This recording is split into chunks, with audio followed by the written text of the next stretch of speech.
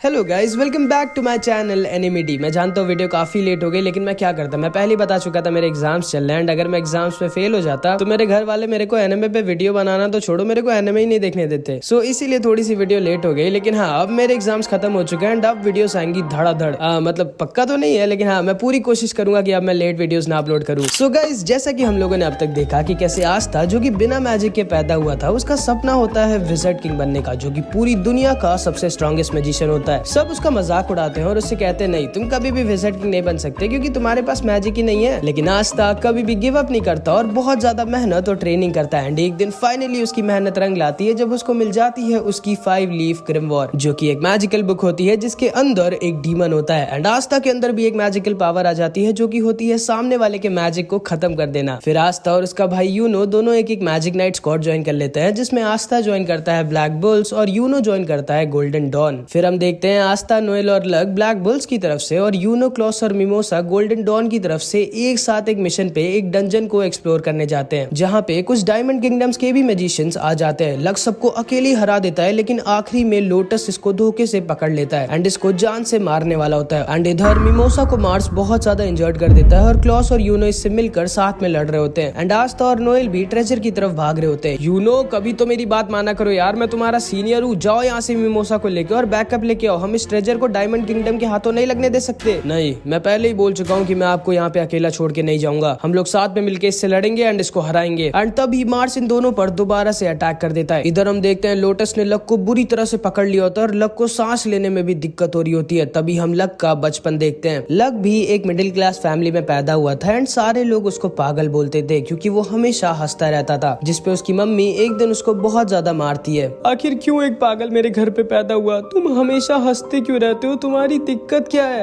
आखिर मेरी ही किस्मत इतनी खराब क्यों थी? एंड इन सबको सुनकर लक अंदर से बहुत ज्यादा दुखी हो जाता है, लेकिन वो फिर भी स्माइल कर रहा होता है। एंड फिर एक दिन लक एक नोबल फैमिली के बच्चे को फाइट में हरा देता है। किसी को भी यकीन नहीं होता कि लक, जो कि एक कॉमन फैमिली का है, उसने एक नोबल फैमिली के बच्चे को कैसे हरा दिया, क्योंकि लक ऐसा पहला कॉमनर था जिसने किसी नोबल फैमिली के बच्चे को हराया था। एंड जिंदगी में पहली बार उसकी मम्मी उसकी तारीफ करती है और उसे प्यार करती है। लक, तुम कोई नॉर्मल बच्चे नहीं हो, तुम स्पेशल हो और शायद तुम ही मेरी किस्मत को दोबारा से बदलोगे। याद रखना लक, इस दुनिया में हमारा कोई भी नहीं है। वादा करो कि तुम ऐसे ही लड़ते रहोगे और कभी नहीं हारोगे। वादा करो कि तुम तब तक नहीं हारोगे जब तक तुम मर नहीं जाते। वादा करो लक। एंड लक अपनी मम्मी से वादा कर देता है कि अब वो कभी भी नहीं हारेगा और बहुत लड़ाई कर कर बहुत स्ट्रांग बनेगा। एंड फिर एक दिन लक की मम्मी भी खत्म हो जाती है एंड सारे आसपास के लोग कह रहे होते हैं चलो अच्छा है, ये पागल औरत खत्म हो गई, उसके बच्चे को तो देखो, वो भी उसकी तरह पागल ही है। उसकी मम्मी खत्म हो गई लेकिन अभी भी वो हंस रहा है। सब लोग दूर रहना उससे, क्योंकि किसी को भी ये नहीं पता होता कि अंदर से लक कितना ज्यादा दुखी होता है। लेकिन कोई भी आगे बढ़कर लक की मदद करने नहीं आता। एंड लक उसी समय समझ जाता है कि उसकी मम्मी ने बिल्कुल सही कहा था, इस दुनिया में उसका कोई भी नहीं है, वो अकेला है। एंड लक उसी दिन डिसाइड करता है कि अब से सिर्फ वो वही करेगा जो उसकी मम्मी ने उससे कहा था, लड़ाई। और वो तब तक लड़ेगा जब तक वो मर नहीं जाता। एंड तब से आज तक लक एक भी बैटल में नहीं हारा है। एंड इसीलिए उसे लड़ना इतना ज्यादा पसंद है, क्योंकि वही एक चीज थी जिसके लिए उसकी मम्मी ने उसकी तारीफ की थी। लक लोटस के मैजिक की वजह से सांस भी नहीं ले पा रहा होता। ठीक है बच्चे, टाइम आ गया है तुम्हारा मरने का। नहीं, मैं हार नहीं सकता। मेरी मम्मी ने कहा था कभी हारना मत, लेकिन एक मिनट, उन्होंने ये भी तो कहा था कि मुझे तब तक नहीं हारना है जब तक मैं मर ना जाऊं, और मैं अब इसके मैजिक से बाहर नहीं निकल सकता। शायद अब मुझे मर ही जाना चाहिए। एंड लक गिव अप कर देता है और तैयार हो जाता है मरने के लिए। ठीक है बच्चे, अब सो जाओ हमेशा के लिए। लेकिन तभी वहाँ पर हमारा आस्था आ जाता है अपनी मैजिकल तलवार को लेके एंड लोटस के मैजिक को बीच से काट कर खत्म कर देता है एंड लक को बचा लेता है। हाँ, इस लड़के ने अपनी तलवार से मेरा मैजिक खत्म कर दिया, ये कैसा मैजिक है? आस्था लोटस से बोलता है, ओए तुम्हारी हिम्मत कैसे हुई मेरे सेनपाई को छूने की? एंड इधर यूनो भी मार्स के सामने अपनी ग्रिमवॉर निकाल लेता है एंड आस्था और यूनो दोनों तैयार हो जाते हैं एक बहुत ही खतरनाक बैटल लड़ने के लिए। लक को समझ में नहीं आ रहा होता कि आखिर आस्था ने उसे क्यों बचाया एंड वो अभी भी स्माइल कर रहा होता है। आखिर तुम्हारी दिक्कत क्या है बच्चे? तुम अभी भी हंस क्यों रहे हो? कहीं तुम्हें ये तो नहीं लग रहा कि तुम्हारे दोस्त तुम्हें बचा लेंगे? और अगर तुम्हें ऐसा लग रहा है तो ये तुम्हारी गलतफहमी है। लक आस्था और नोएल से कहता है तुम दोनों यहीं रुको, मैं इसको अकेला मारूंगा। मेरी मम्मी ने मुझसे कहा था मेरे को तब तक लड़ना है जब तक मैं मर नहीं जाता। एंड लक लोटस के ऊपर दोबारा से अटैक कर देता है, लेकिन लोटस उसके अटैक को डॉज करके उसके ऊपर अटैक कर देता है। एंड लोटस का अटैक लक को लगने ही वाला होता है, लेकिन एक बार फिर से आस्था लक को बचा लेता है और आस्था लक से बोलता है नहीं, मैं आपको मरने नहीं दूंगा लक सेनपाई। लक सोचता है कि आखिर ये क्यों मुझे बचाना चाहता है, मैं आखिर हूँ क्या इसका? मेरी मम्मी ने तो कहा था कि इस दुनिया में मेरा कोई भी नहीं है। एंड तब आस्था लक से बोलता है, माफ करना लक सेनपाई, लेकिन मैं आपको मरने नहीं दे सकता क्योंकि आप मेरी फैमिली का एक हिस्सा हैं। एंड उसी समय लक की आंखें खुल जाती हैं और वो समझ जाता है कि नहीं, अब वो अकेला नहीं है, उसके पास अब एक पूरी फैमिली है जो उससे प्यार करती है एंड उसको प्रोटेक्ट करती है। एंड लक आस्था से कहता है, तुम शायद सही कह रहे हो आस्था, साथ में लड़ने में शायद ज्यादा मजा आएगा, चलो मिलकर हम लोग इसकी बैंड बजाते हैं। एंड आस्था, नोएल और लक तैयार हो जाते हैं लोटस को हराने के लिए। इधर हम देखते हैं यूनो अपनी पूरी जान लगाकर मार्स के साथ लड़ाई कर रहा होता है, लेकिन मैंने तो पहले ही बताया था कि मार्स बहुत ज्यादा स्ट्रांग है। यूनो को समझ में नहीं आ रहा होता कि आखिर वो कैसे मार्स को हराए। और इधर लोटस ने अपने मैजिक से इन तीनों को घेर लिया होता है। जैसे ही आस्था उसके मैजिक को काटता है, दोबारा से लोटस का मैजिक आकर उन लोगों को घेर लेता है। लक सोचता है कि आखिर हम लोग कैसे हराए इसको, इसके स्मोक के अंदर हम लोग इसको देख नहीं सकते और ये बहुत ज्यादा फास्ट है और ये हम लोगों को हमारी मैजिक पावर की वजह से सेंस कर पा रहा है और हम लोगों में सिर्फ मैं ही इसको सेंस कर पा रहा हूँ। लेकिन तभी लक को याद आता है कि अरे हाँ, आस्था के पास तो मैजिकल पावर है ही नहीं, तो लोटस आस्था को सेंस नहीं कर सकता। एंड लक इन दोनों से कहता है, मेरे पास एक प्लान है। नोएल आस्था को अपने मैजिक से हवा में भेजती है एंड लक अपने मैजिक से लोटस पर अटैक करता है और लोटस को आस्था की तरफ जाने के लिए मजबूर कर देता है। एंड आस्था के पास तो मैजिक है ही नहीं, तो लोटस आस्था को सेंस नहीं कर पाता एंड इसीलिए आस्था उसके पास पहुंच जाता है एंड अपनी तलवार से लोटस के ऊपर अटैक कर देता है। एंड लोटस अपने स्मोक प्रिजन से निकलकर दूर जाकर गिर जाता है। एंड इधर हम देखते हैं यूनो की हालत बहुत ज्यादा खराब हो चुकी होती है। सामने से हटो मेरे, तुम सब मुझे नहीं हरा सकते। एंड लोटस इधर समझ जाता है कि नहीं, वो आस्था के रहते इन लोगों को नहीं हरा सकता। एंड तभी वो अपने मैजिक से एक स्मोक कार बनाकर वहाँ से भागने लगता है। भाई साहब, आखिर क्या क्या कर सकता है अपने मैजिक से। लक उसके पीछे भागता है, लेकिन लक को चकमा देके लोटस वहाँ से निकल जाता है। चलो अच्छा है वो भाग गया, अब हमें क्या करना चाहिए। यार वो भाग गया, मेरे को उसको जान से मारना था, लेकिन चलो कोई नहीं, चलो हम लोग मिलके अब ट्रेजर ढूंढते हैं। लेकिन तभी लक मार्स के मैजिक पावर को सेंस कर लेता है। एक मिनट, यहाँ पे अभी आसपास कोई और भी है जिसके पास बहुत ज्यादा स्ट्रॉन्ग मैजिकल पावर है, चलो हम लोग साथ में चलते हैं उसके साथ लड़ने और उसको हराने। एंड इधर हम देखते हैं मिमोसा बहुत ज्यादा हर्ट होती है और धीरे धीरे हील हो रही होती है और यूनो अपनी पूरी जान लगाकर मार्स के साथ लड़ाई कर रहा होता है। लेकिन मार्स बहुत ज्यादा स्ट्रांग होता है और उसकी और यूनो की फाइट में मार्स यूनो पर भारी पड़ रहा होता है। एंड देखकर लग भी नहीं रहा होता कि मार्स जरा सा भी थका हुआ है। क्लॉस समझ जाता है कि ये लड़का कोई नॉर्मल ह्यूमन नहीं है, ये वो है जिसके ऊपर डायमंड किंगडम ने एक एक्सपेरिमेंट कर इसको स्ट्रांग बनाया था, जिसमें इसके साथ और भी कई बच्चों पर एक्सपेरिमेंट किया गया था और उसके बाद उन सबको आपस में लड़ाया गया था। एंड आखिरी में सिर्फ एक बच्चा जिंदा बचा था जो कि था मार्स। क्लॉस को अंदर से बहुत बुरा भी लग रहा होता है क्योंकि एक नोबल फैमिली का होने के बाद भी यूनो जो कि एक कॉमनर है वो उसको प्रोटेक्ट कर रहा है। एंड क्लॉस गुस्से से अपनी पूरी जान लगाकर मार्स के ऊपर अटैक कर देता है, लेकिन मार्स अपने डायमंड शैडो क्लोन से खुद को बचा लेता है एंड वो क्लॉस के ऊपर अपने डायमंड क्लोन से अटैक कर देता है और यूनो के ऊपर अपनी डायमंड स्वॉर्ड से। यूनो बहुत ज्यादा इंजर्ड होता है, लेकिन किसी तरह वो अपने आप को बचा रहा होता है और बार बार मार्स के ऊपर अटैक कर रहा होता है, लेकिन मार्स को वो हिला भी नहीं पा रहा होता और मार्स को कुछ भी फर्क नहीं पड़ रहा होता यूनो के अटैक से। मार्स यूनो से बोलता है, तुम्हें समझ में नहीं आ रहा क्या, तुम मुझे नहीं हरा सकते, गिव अप कर दो। एंड तभी यूनो को अपने पास्ट की याद आ जाती है जब वो और आस्था आपस में ट्रेनिंग किया करते थे। एंड तब यूनो अपने मैजिक से आस्था को आसानी से बार बार हरा दिया करता था। तुम्हें समझ में नहीं आ रहा क्या आस्था, तुम मुझे नहीं हरा सकते, गिव अप कर दो। नहीं, मैं कभी भी गिव अप नहीं करूंगा, ये फाइट तब तक नहीं खत्म होगी जब तक मैं जीत नहीं जाता। एंड आस्था की तरह यूनो भी गिव अप करने वाला नहीं था क्योंकि आखिरी में वो है तो उसका भाई ही। एंड वो फिर से मार्स के ऊपर अटैक करने लगता है एंड मार्स डिसाइड करता है कि अब वो इस फाइट को खत्म कर देगा एंड वो अपनी डायमंड स्वॉर्ड से यूनो के ऊपर एक फाइनल अटैक कर देता है। यूनो अपने मैजिक से उसके स्वॉर्ड को रोकने की कोशिश करता है, लेकिन उसकी स्वॉर्ड तो डायमंड की थी तो वो उसे रोक नहीं पाता और मार्स की स्वॉर्ड यूनो की तरफ आगे बढ़ जाती है। क्लॉस बोलता है, नहीं यूनो,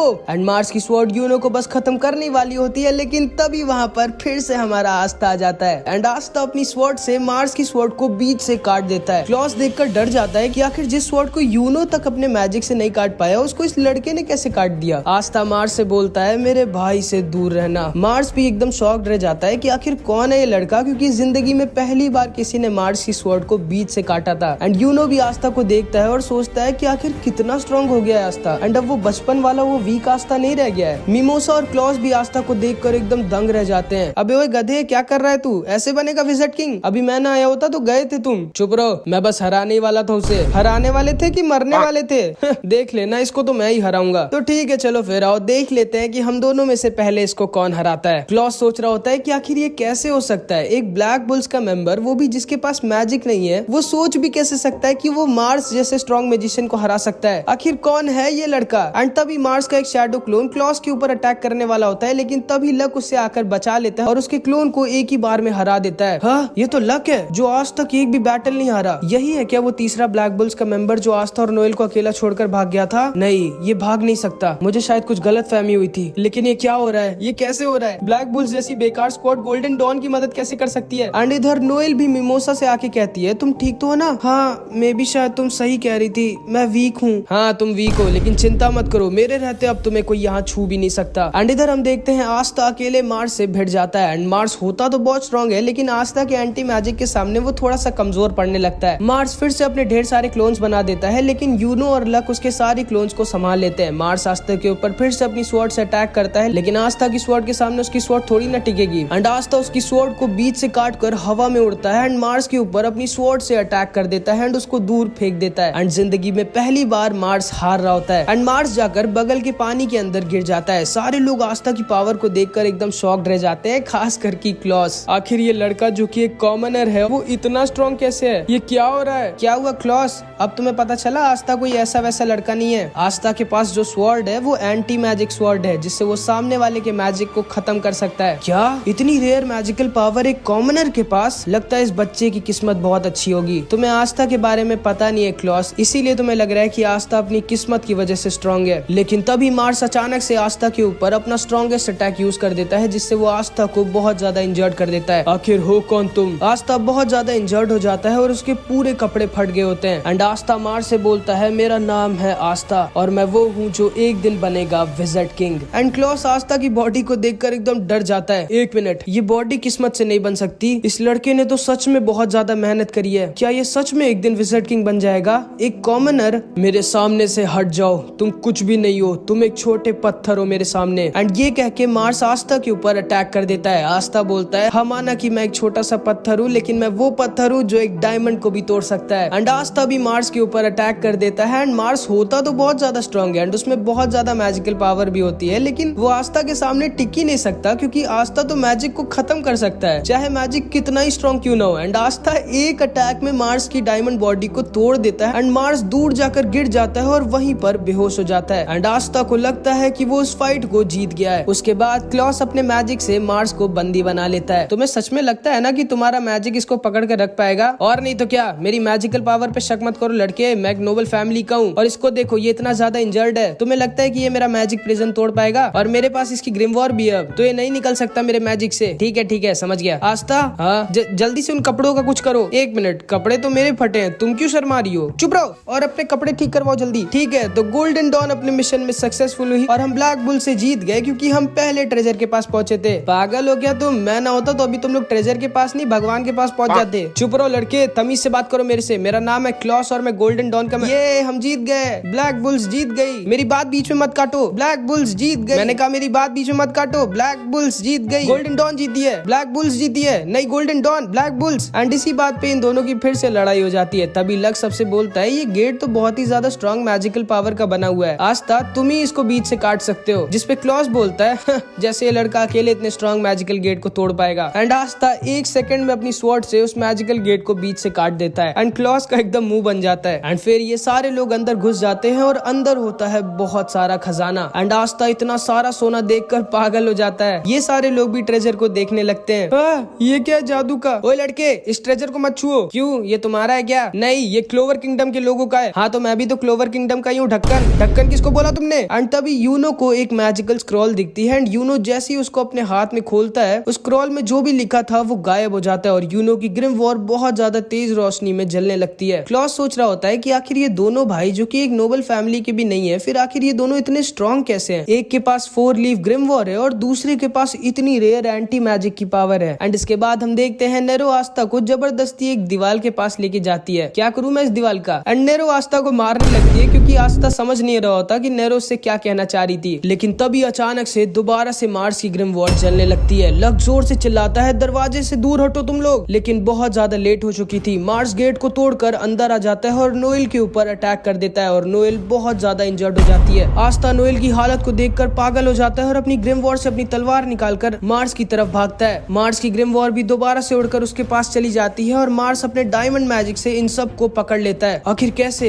ये तो इतना ज्यादा इंजर्ड था, फिर ये होश में कैसे आ गया? एंड तभी क्लॉस देखकर शॉक्ड रह जाता है, क्योंकि मार्स के पास फायर हीलिंग मैजिक होता है, जिससे वो मिमोसा की तरह अपने आप को हील कर सकता था। नहीं, ये नहीं हो सकता, ये तो इम्पॉसिबल है। एक आदमी के पास एक ही मैजिकल पावर हो सकती है, फिर इसके पास दो मैजिकल पावर कैसे है? एंड आस्ता बहुत ज्यादा गुस्से में मार्स की तरफ अपनी तलवार लेकर भागता है। मैं समझ चुका हूँ कि तुम्हारी मैजिकल पावर क्या है, तुम किसी के भी मैजिक को अपनी तलवार से खत्म कर सकते हो, लेकिन क्या तुम अपनी इतनी बड़ी तलवार से इन सारे सुपर फास्ट मैजिक अटैक्स को रोक सकते हो? एंड मार्स आस्ता के ऊपर डायमंड ब्लेड से अटैक कर देता है। एंड क्योंकि आस्ता की तलवार बहुत ज्यादा बड़ी होती है तो उसे अपनी तलवार से मार्स के सारे अटैक्स को रोकने में दिक्कत होती है। एंड तभी मार्स आस्ता के ऊपर एक बहुत ज्यादा स्ट्रॉन्ग अटैक कर देता है। एंड आस्ता उसी दीवार से जाकर टकरा जाता है जिसे नेरो उसे दिखा रही थी। एंड आस्ता वहीं पर बेहोश हो जाता है। लक, यूनो और क्लॉस को मार्स अपने मैजिक से पकड़ लिया होता है जिससे वो निकल नहीं पा रहे होते। एंड मिमोसा नोएल को हील कर रही होती है और नोएल की हालत बहुत ज्यादा खराब होती है। एंड अगर उसको जल्दी हील नहीं किया गया तो नोएल खत्म हो जाएगी। एंड मार्स बोलता है, नहीं, मैं तुम्हारी दोस्त को तुम्हें बचाने नहीं दूंगा, तुम सब वीक हो, तुम सबको मैं मार डालूंगा। एंड मार्स मिमोसा और नोएल की तरफ आगे बढ़ता है उन्हें खत्म करने। अब आस्ता तो बेहोश हो चुका था और ये तीनों भी हिल नहीं पा रहे होते। अब कौन नोएल को मार्स से बचाएगा ये हम नेक्स्ट पार्ट में देखेंगे। इस पार्ट में इतना ही। एंड नेक्स्ट पार्ट में तब अपलोड करूंगा जब इस वीडियो पे 300 कमेंट्स आ जाएंगे, तो कुछ भी कमेंट जरूर से कर देना। तुम चाहो तो मुझे इंस्टाग्राम पे फॉलो कर सकते हो, कमेंट्स में मैंने लिंक दे दी है। और हाँ, अगर तुमको ऐसी हिंदी एनिमे स्टोरीज देखना पसंद है तो हमारे चैनल एनिमिडी को जरूर से सब्सक्राइब कर देना। मिलते हैं अगली वीडियो में, बाय बाय।